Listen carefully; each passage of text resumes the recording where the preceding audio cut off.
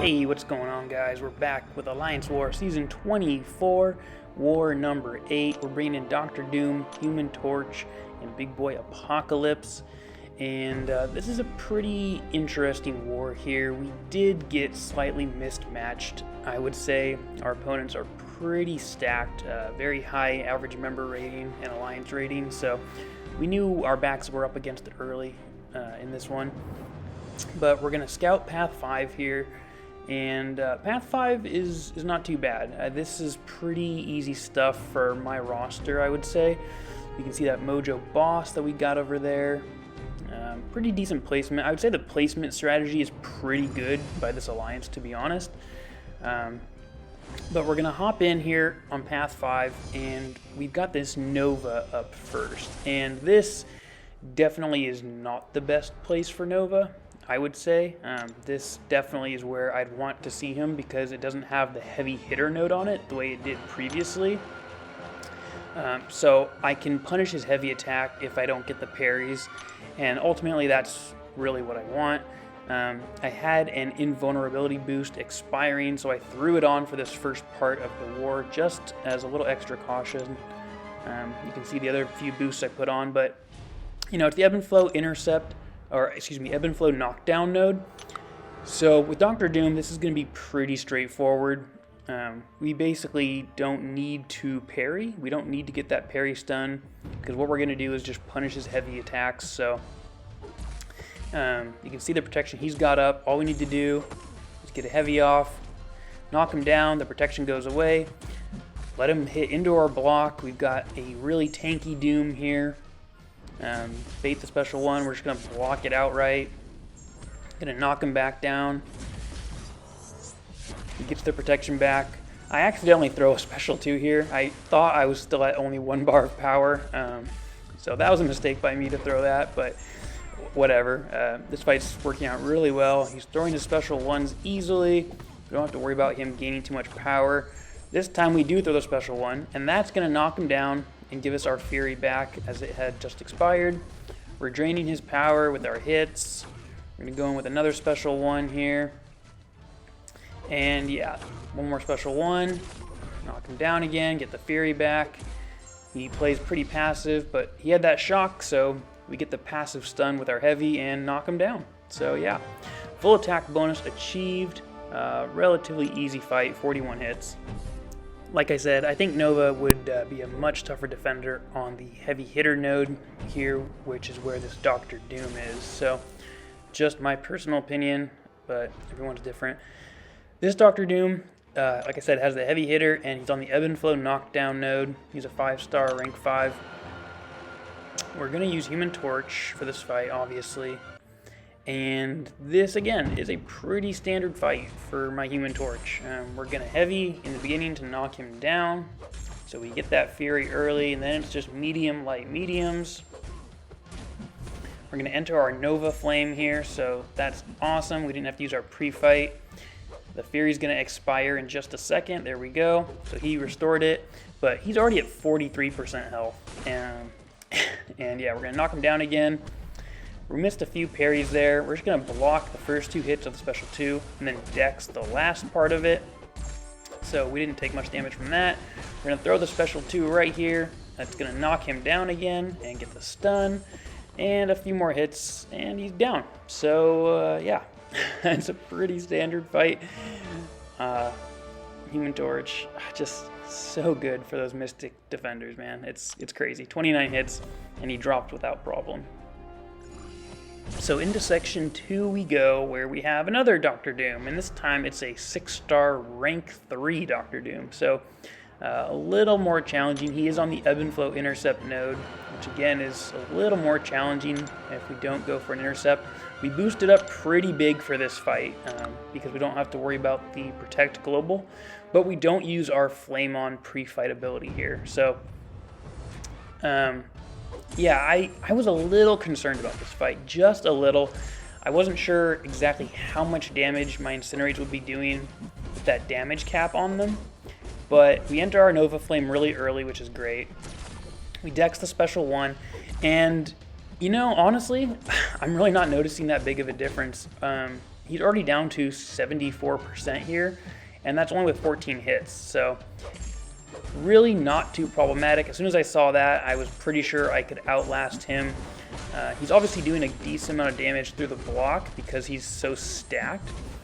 But yeah, it's just, you know, that protect makes this fight go on a little longer. But again, we can dex the last part of the special 2 there. And I'm really not too worried. We're still a minute into this fight. We're ahead in the health bar. We've been dexing his specials perfectly. We've gotten those shocks on us a few times, so you can see we're trying to stay far away so he doesn't heavy and stun us.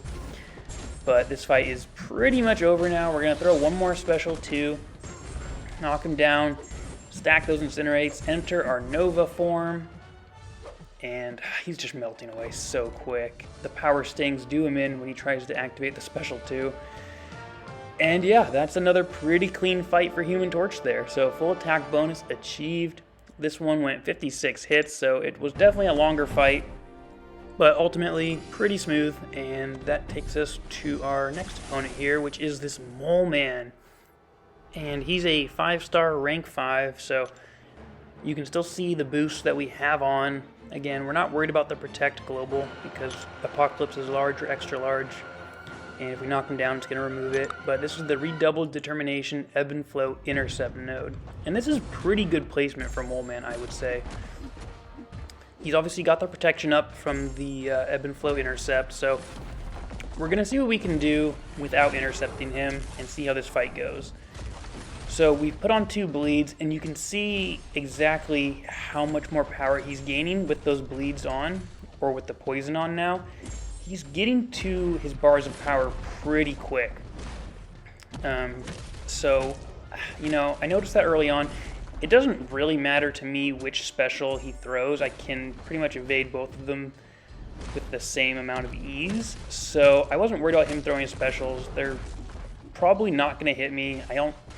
Can't remember the last time I was hit by a Mole Man special attack. So I'm not worried about that.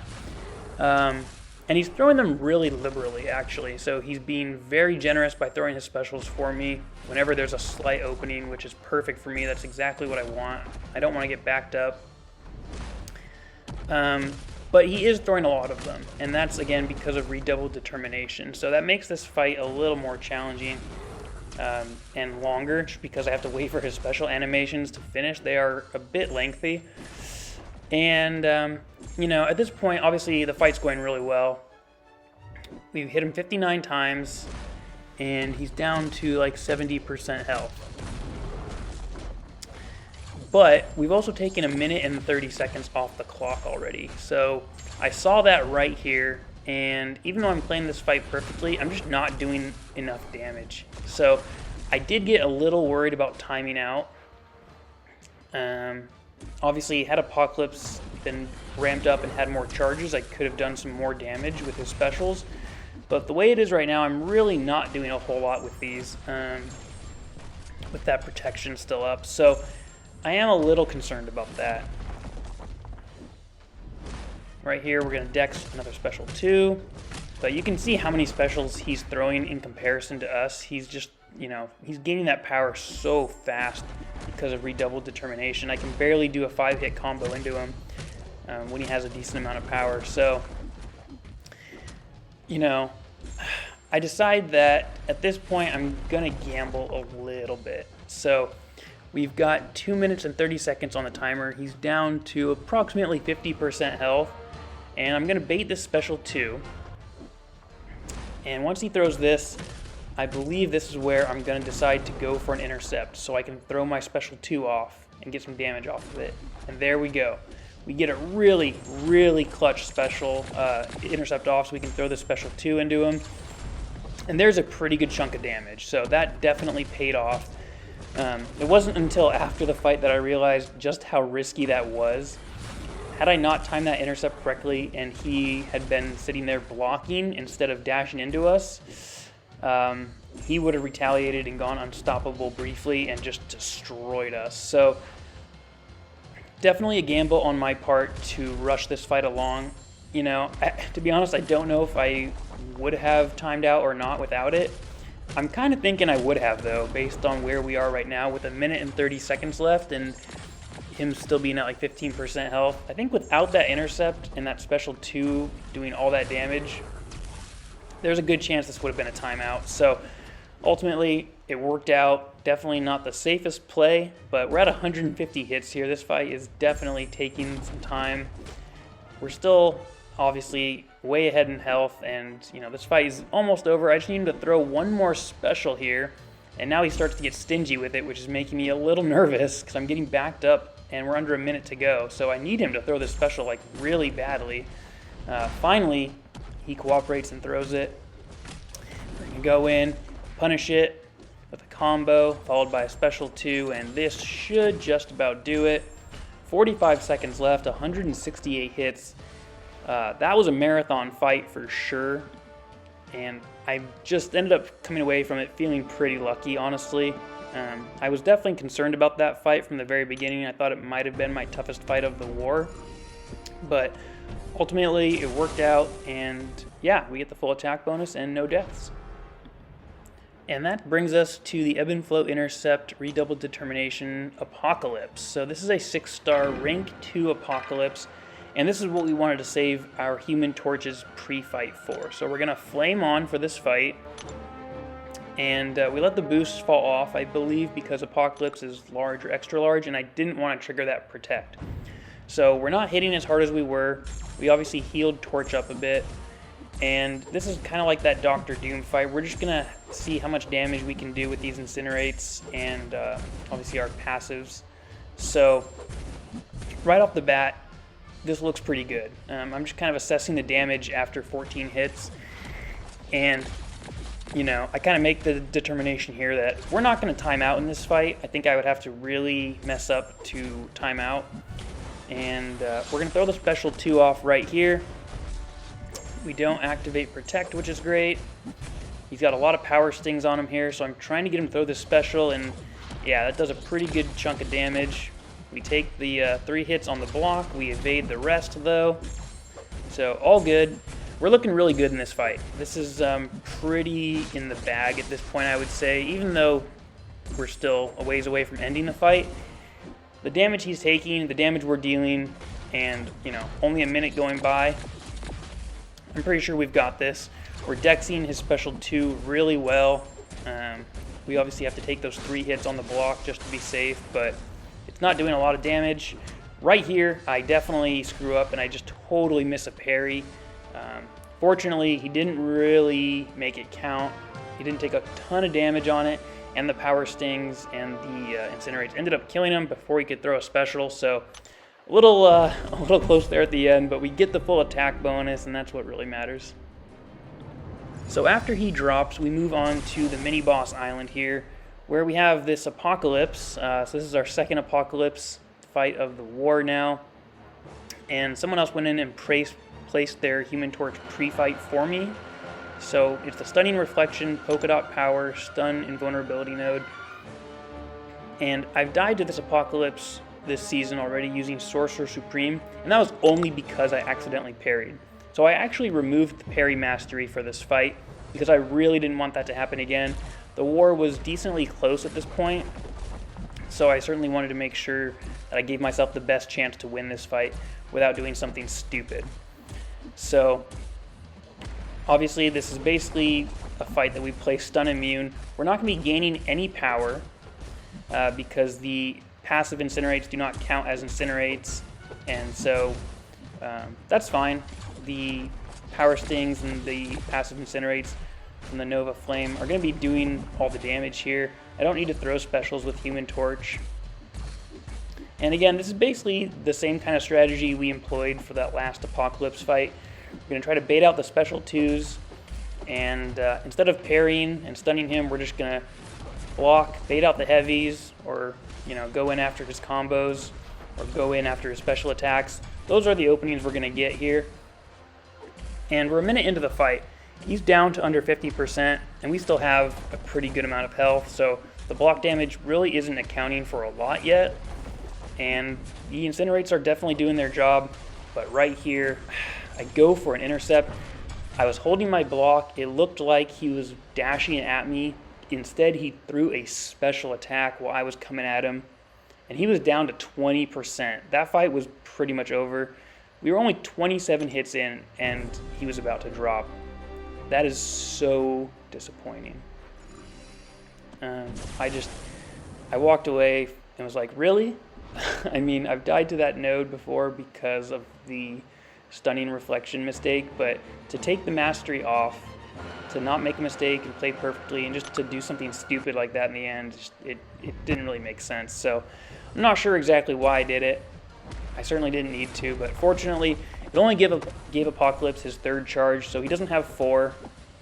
So we can still just let him hit into our block, and that's why we're going to go in with Dr. Doom to try to get this finish.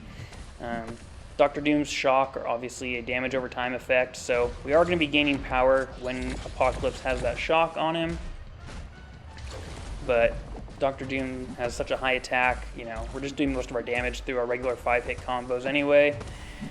And this is just a cleanup fight. We really don't have to do anything special here to win this. We already lost that 1 attack bonus. We certainly do not want to lose another one. But we get a bar of power there, so we can power drain him a bit, get the bar of power back, bait out his heavy, go in, another 5-hit combo, and that's going to do it. So really easy cleanup, but that death, it felt so bad. This node has gotten me, it's gotten several members of our alliance this season, so it's been rough there. That's been our bane of the season. So anyway, it sucked that we had to die to a mini-boss, but we did clear our path deathless, which is always a really nice perk and always feels good, but that was tough. So we're going to move on to our last fight of the war, which is against a Spider-Gwen here. She's on the Spry Limber node, Brute Force, and someone had placed the White Magneto pre-fight guidance for me, so I didn't have to worry about Limber. The second hit of Apocalypse's Heavy definitely does hit after the stun expires though. So yeah, after I realized that and that she would start evading soon, I kind of decided after this heavy to not do that anymore because she evaded right there. So yeah, no more heavy attacks. It's going to be mediums for the most part whenever I stun her. And that's really the only time I'm going to hit her. So we're going to launch the special 1 while the passive stun is on her. We're just going to do mediums into her when she is stunned. And yeah, that's about it. So that's the strategy for this fight. It definitely takes a little while. The fight lasts, you know, a decently long time because we cannot hit her a whole lot. We don't want her to evade. But for the most part, this is a pretty straightforward fight. I wasn't worried about it. I was still a little pissed after dying to that Apocalypse, so I was really determined not to die here. We get a really nice special 2 off here. She's down to 50%. We're evading her specials. There's really nothing complicated about evading her special attacks. And yeah, you know, I understand the placement here. This is probably a good spot for Spider-Gwen, but I think with the White Magneto guidance pre-fight, it just kind of makes this fight really simple for whoever is on it. And as long as you have a decent option to counter it, the defender who's on it, I don't think it should be problematic. So yeah, we're 54 hits in. About 2 minutes has gone by, but she's almost in the bag. We're pretty confident at this point.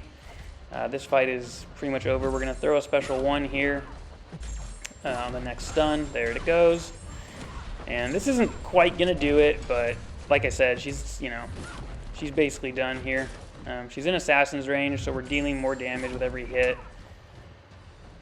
But, yeah. This war, like I said, we felt like it was mismatched, and I think we definitely could have played better. There's the one shot on the Spider-Gwen mini-boss, felt good. Got some redemption there from the previous fight. Unfortunately, this war was a loss. So that puts us at 4-4 on the season now. You can see the defender kills here. They only died 28 times, so they played pretty well. Good credit to them. We died 43 as an alliance. That is pretty bad for us for this season. I would say we've had wars where we've only died 17 times as an alliance, and I think we are usually closer to like the 20 or 30s for cumulative deaths. And had we played like that, I think we could have easily won this war. Like I said, it was just rough for a lot of people. I obviously died once, but our battle group did pretty well. I think we only had 10 or so deaths, which is not bad compared to the total. But yeah, some pretty standard fights in this war. We look forward to the next one. We appreciate you watching. We hope you enjoyed it, and we'll catch you in the next one. See ya.